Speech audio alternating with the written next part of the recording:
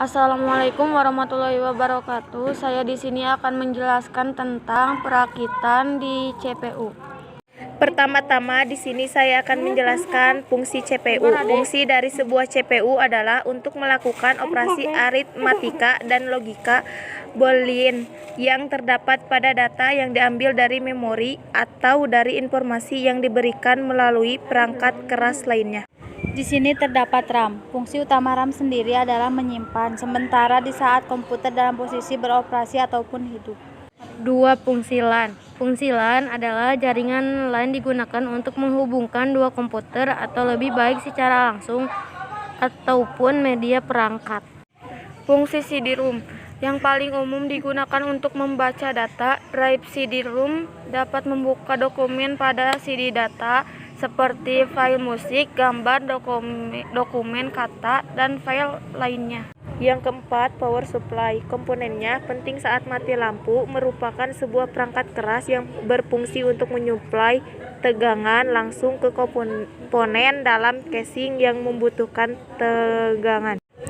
Yang kelima, fungsi color, berguna untuk mendinginkan atau melepaskan panas yang dihasilkan oleh CPU ketika melakukan pemrosesan data. 6. Fungsi PGA card adalah suatu perangkat keras pada komputer yang berfungsi untuk mengolah dan menerjemahkan data grafis. Yang kedelapan adalah PCI, bus komputer yang digunakan untuk memasang perangkat peripheral ke motherboard komputer. PCI dapat bekerja sebagai sistem interkoneksi antara mikroproses dan perangkat yang terpasang di mana slot ekspansi ditempatkan sangat dekat untuk operasi kecepatan tinggi. Yang kesembilan, fungsi memori adalah media penyimpanan data atau informasi sementara pada komputer, sedangkan memori komputer yang memiliki sifat non-volatile akan tetap menyimpan data meski komputer dalam keadaan mati. 10. BIOS adalah program yang digunakan mikroprosesor komputer.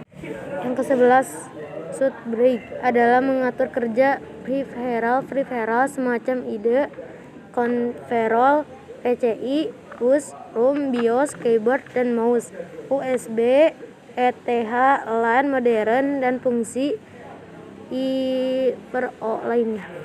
Yang ke-12, motherboard, yaitu menyediakan tata letak terbaik karena semua komponen pemrosesan yang penting dari komputer seperti Central Process Unit, CPU, memori sistem, RAM, dan kartu gratis tertanam di motherboard.